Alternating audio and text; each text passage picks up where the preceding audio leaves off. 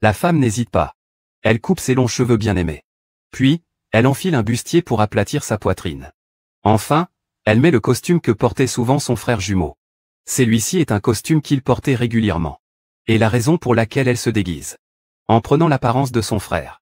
C'est parce qu'elle a vu, il y a quelques jours, sur la télévision, les nouvelles sur le suicide de son frère. Cependant, elle n'a jamais cru que son frère se suiciderait. Ainsi, elle est revenue pour découvrir la vérité. Après s'être bien déguisée, elle se rend dans la chambre où son frère a vécu. Soudain, elle découvre un carnet à ses pieds. En le ramassant et en regardant, elle réalise qu'après que sa mère l'a emmené, son frère n'a pas eu une vie facile ces dernières années. Leur père était souvent ivre. En feuilletant, elle voit le journal intime de son frère.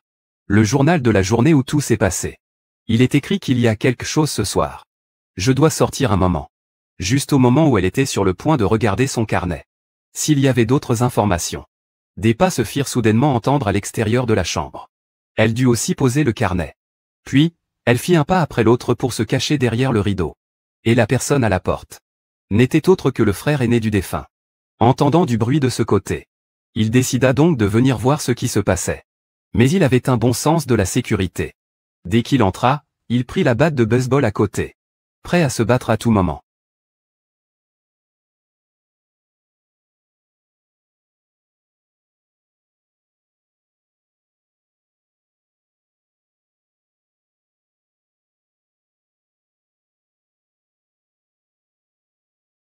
À ce moment-là, celle qui entendit le bruit. La belle-mère s'approcha aussi. Elle demanda, perplexe, ce que son fils faisait ici. Le frère aîné vit que c'était sa mère qui arrivait. Il lui dit immédiatement qu'il venait de voir son frère dans la chambre. À l'entente de ces mots, la mère immédiatement lui couvrit la bouche. Lui ordonna de ne pas dire n'importe quoi. Il s'est avéré qu'ils avaient tous deux vu de leurs propres yeux le frère mourir devant eux. Comment cela pourrait-il réapparaître à la maison? La mère a aussi dit que même si le frère n'était pas mort, il n'oserait pas revenir. Le cœur inquiet du frère aîné s'est à peine stabilisé. Puis il a pensé qu'il allait épouser la fiancée de son frère dans 3 jours. Il va épouser la fiancée de son frère. Il allait également prendre la direction de l'entreprise de son frère. L'humeur du frère aîné s'est immédiatement améliorée. Et il y a 5 jours, le frère aîné a trompé son frère en disant qu'il avait une affaire urgente à lui parler. Il l'a donc amené sur la montagne sous ce prétexte. Puis, avec sa mère, il a comploté pour assassiner son frère. La raison pour laquelle le frère aîné a fait cela était qu'il était jaloux de son frère qui avait une femme à marier. Non seulement cela, mais il possédait aussi une société cotée. Dans cette atmosphère d'intérêt, le frère aîné a planifié ce meurtre. Ensuite, il a utilisé la voix de son frère pour informer la fiancée de son frère que son frère était mort accidentellement. Avant de mourir, le frère a demandé à son frère aîné: il faut s'occuper des frères et sœurs. Ainsi, le frère aîné a légitimement hérité de l'entreprise et de la fiancée de son frère. C'est à ce moment-là que la belle-mère, après avoir feuilleté quelques pages, elle a immédiatement demandé à son fils de brûler ce carnet. Une fois que les deux sont partis, la femme a immédiatement éteint la flamme du carnet. Jusqu'à ce moment-là, la femme a également compris la cause de la mort de son frère. Elle jura en secret qu'elle ferait en sorte que le meurtrier de son frère paie le prix. Bientôt, 3 jours plus tard, le frère aîné se tenait sur la scène de mariage, parlant de la douleur causée par le départ de son frère. Il a même dit de laisser son frère reposer en paix sur le chemin des enfers. Il a juré qu'il l'aiderait certainement à s'occuper des frères et sœurs et de l'entreprise. Juste au moment où il s'apprêtait à annoncer qu'il héritait du groupe, un appel soudain l'a fait transpirer à grosses gouttes. Le frère: je t'ai vu. Tu m'as vu. Pourquoi as-tu une si mauvaise mine? Que se passe-t-il? Son frère n'est pas mort? Qui est cette voix? Non, ça ne peut pas être. C'est impossible. Absolument pas possible. Xiao Bei n'est pas mort. Entendant la voix au téléphone, le frère a immédiatement demandé qui c'était, en disant qu'il se faisait passer pour son frère. C'est un grand manque de respect envers le défunt. Le frère voulait encore dire quelque chose, mais le téléphone avait déjà été raccroché. Voyant cela, le frère informa les personnes présentes. La personne au bout du fil était nerveuse. Elle a donc raccroché. Elle a aussi déclaré que si quelqu'un d'autre manquait de respect à son frère, il s'assurerait de faire payer l'autre, qu'il paierait un prix douloureux. Quel bon frère. Mubei a de la chance d'avoir un frère comme ça. C'est aussi sa bénédiction. La personne qui a appelé tout à l'heure. Je ne sais pas qui tu es. Je ne sais pas comment. Tu as obtenu la voix de mon frère. Mais tu as déjà réussi à m'énerver. Que veux-tu vraiment faire? Au lieu de te cacher derrière. Pourquoi ne pas venir me parler en face? Le frère. Tu es en train de me chercher? Le frère. Pourquoi? Es-tu avec ma petite amie? Pourquoi portais-tu mes vêtements?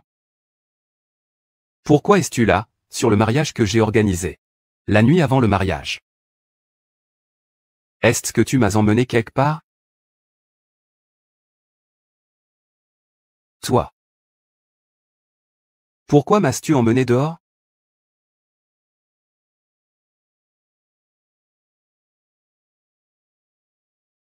C'est toi qui es derrière tout ça? Éteins ça pour moi. Je ne sais rien. Lâche-moi. Le frère. Je me souviens. Cette nuit-là. Tu m'as emmené.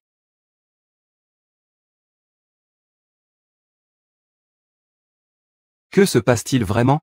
Pourquoi ne pas laisser les gens finir de parler? C'est vrai. Est-ce que tu as quelque chose à cacher? Pourquoi es-tu si nerveux? Moi. Je n'ai pas. Yufan. Yufan.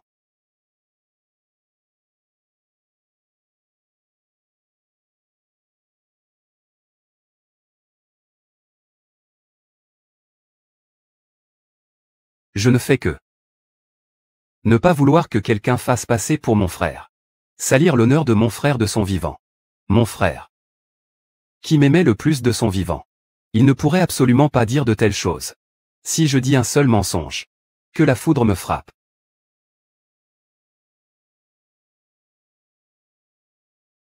Il ne va pas vraiment revenir, n'est-ce pas? Ne viens pas me chercher. Ce n'est pas possible. Ne viens pas me chercher. Il ne peut pas revenir. Yan Yan. Que fais-tu? Xiao Bei est revenu. Je vais le chercher.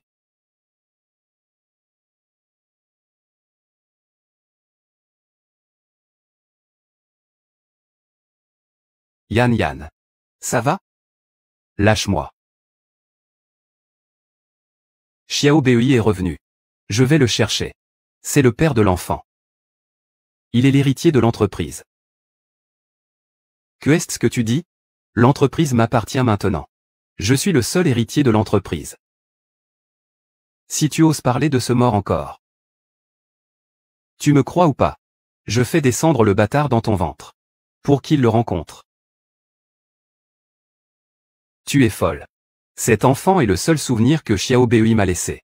Je ne te permets pas de lui faire du mal. Tu verras si j'ose. Tu vas subir les conséquences de cela. N'as-tu pas peur que Xiao Bei revienne vraiment te chercher? Un mort. Que espérais-tu qu'il revienne faire? Lâche. Arrête.